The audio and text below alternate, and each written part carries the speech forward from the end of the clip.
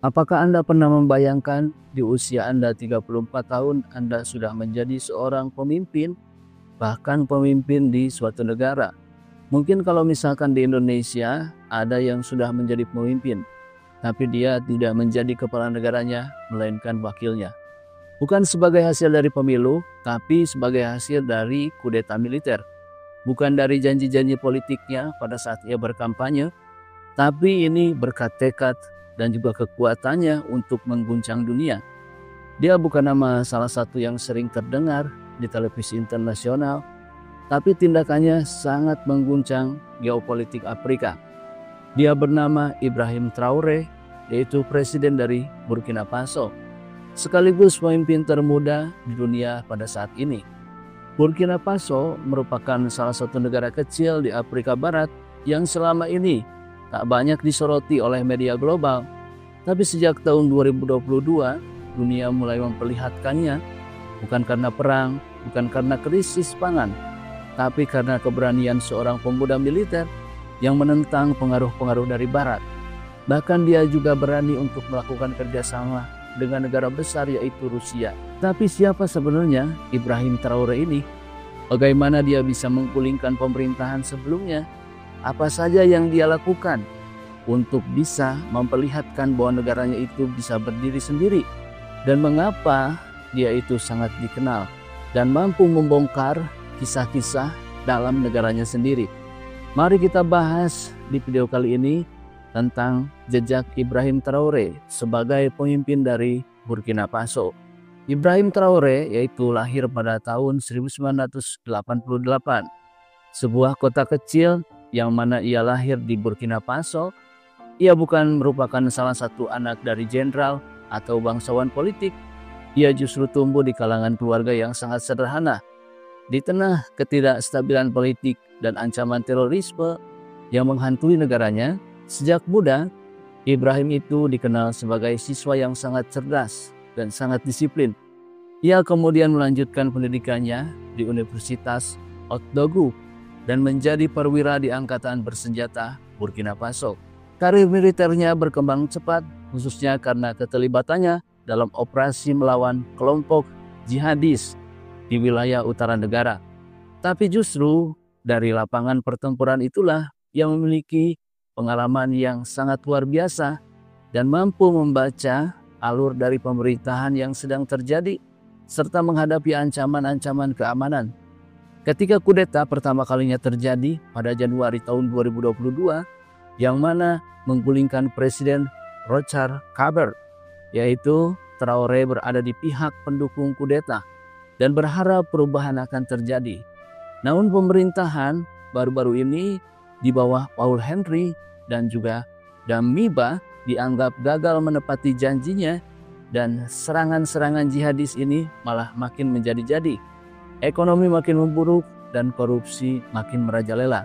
Frustasi dengan kepemimpinan Damiba, Traoré mengambil tindakan yang sangat nekat. Pada tanggal 30 September tahun 2022, ia memimpin kudeta militer yang kedua dalam setahun. Dengan dukungan pasukan elit dan simpati dari rakyat, ia berhasil merebut kekuasaan. Dunia terkejut, seorang kapten militer tanpa pengalaman politik yang formal kini menjadi kepala negara. Tapi di mata sebagai rakyat, terutama generasi muda, Traoré adalah simbol perlawanan baru terhadap kegagalan elit lama dalam dominasi asing. Setelah naik ke tumpup kekuasaan, Ibrahim Traoré langsung melakukan serangkaian reformasi yang cukup mengejutkan. Ia menyusut ulang struktur pemerintahan dan memperkuat posisi militer di dalam kabinetnya. Banyak sekali posisi yang kekunci, seperti Menteri Pertahanan, Keamanan, bahkan urusan dalam negeri. Dan kini juga dijabat oleh seorang perwira. Langkah ini dikritik sebagai kemunduran demokrasi. Tapi pendukungnya sendiri menyebut ini sebagai perintah perang yang memang diperlukan di tengah ancaman terorisme yang sangat nyata. Salah satu keputusan paling kontroversial yang ia ambil adalah mengusir pasukan Prancis dari Burkina Faso. Traoré menuduh Prancis bukan hanya gagal membantu, tapi justru memperburuk situasi keamanan dengan bermain di dua kaki. Menurutnya, Perancis secara diam-diam mendukung kelompok bersenjata demi mempertahankan pengaruh geopolitik mereka di wilayah itu. Pada awal tahun 2023, ia resmi mencabut perjanjian militer dengan Perancis dan meminta seluruh pasukan Perancis angkat kaki dalam waktu 30 hari. Di samping itu, keputusan lain yang tak kalah signifikan adalah langkah Burkina Faso untuk mendekati Rusia. Traoré membuka pintu kerjasama dengan kelompok Wagner, perusahaan militer swasta asal Rusia yang dikenal terlibat di Suriah, di Libya, hingga di Mali. Pasukan Wagner ini mulai terlihat melatih tentara Burkina Faso, khususnya dalam operasi kontra terorisme. Selain itu, pemerintahan juga membeli persenjataan dari Moskow. Langkah ini tentu saja menandai pergeseran besar dalam orientasi politik luar negeri Burkina Faso.